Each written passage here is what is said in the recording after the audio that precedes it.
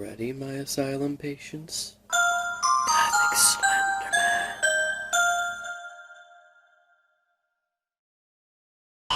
Ah, yes, the Slender Man, the infamous face of internet horror.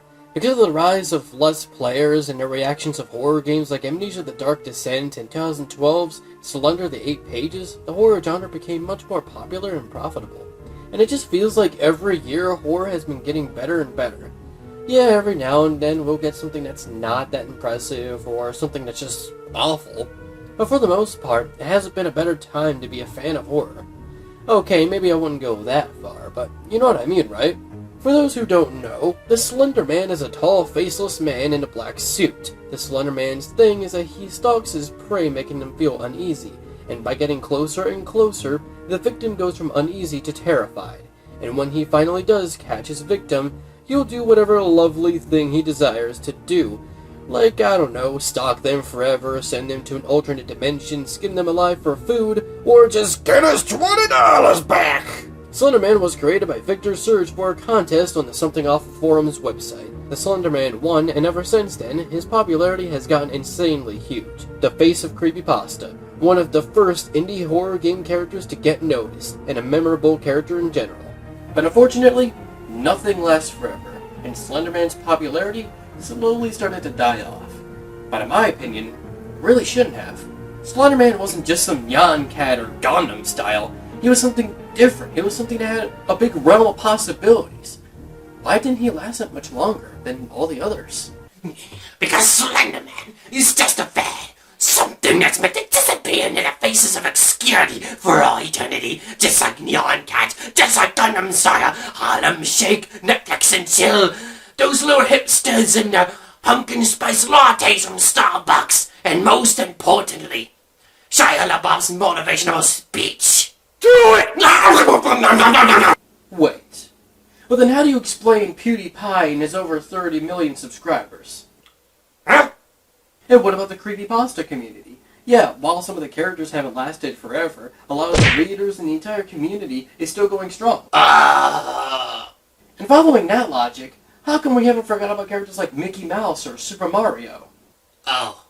But the better question is, what are you doing down there, Creeper.exe? Because I love the taste of furniture!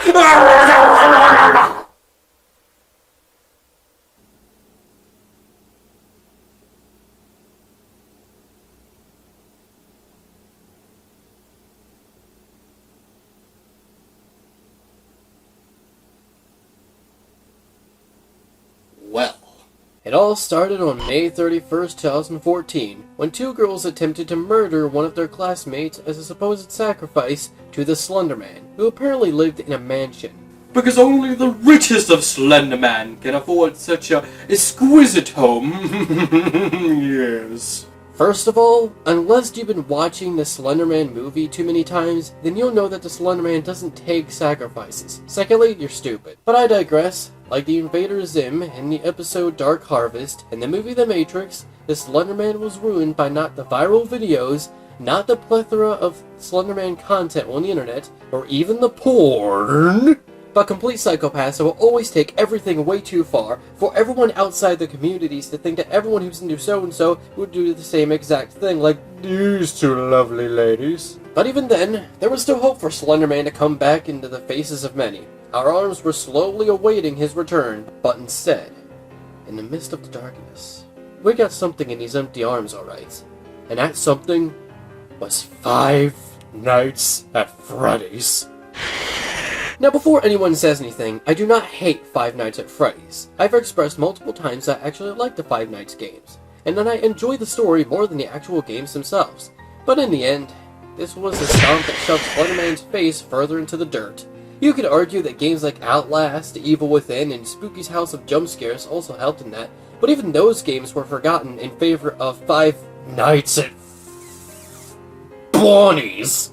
And I'm sure Five Nights at Freddy's will head down the same road as Slenderman. We already have a plethora of fan games, viral videos, porn, and I'm sure someone will attempt to murder someone in the name of Springtrap, because there's already people that truly believe that Freddy Fazbear's Pizza is a real place. Really? I'm waiting for someone to shove a bunch of kids into the Chuck E. Cheese animatronics to be like the purple guy. And I'm sure someone's going to bite the frontal lobe off someone's face to mimic the bite of 87. Or someone's just sitting there waiting to the year 2087 to do the same thing just so they could really call it the bite of 87.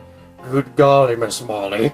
But this video isn't about Five Nights at Freddy's. I'll save that for another day. But for now, let's go back and talk about the Slender Man. And I'll be honest, while I do believe Slenderman can be scary for the most part, he's not as scary as he used to be. Some people would say it was only a matter of time before Slenderman was to die into popularity.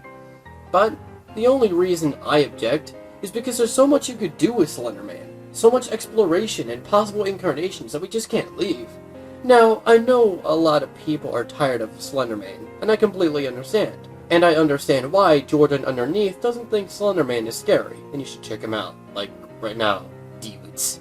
But anyway, with all the sexualized fan art, God knows how many fan games that aren't too amazing, and with how many people talked about him, I do understand why people are tired of Slenderman. The same thing is happening with Five Nights at Freddy's, but I think that can change. Especially with the lack of popularity, we could rise things back up and make a new face for Slenderman. Well, I mean, no face. But you know what I mean.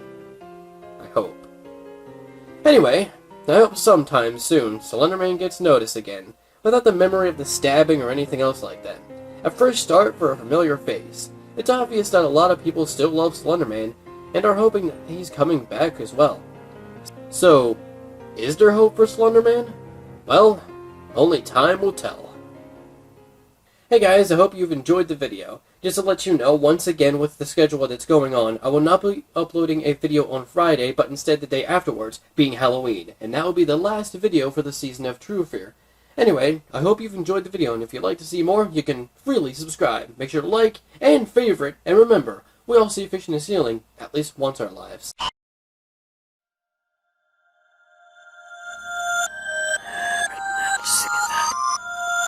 Shit, mother, I say I'll meet her,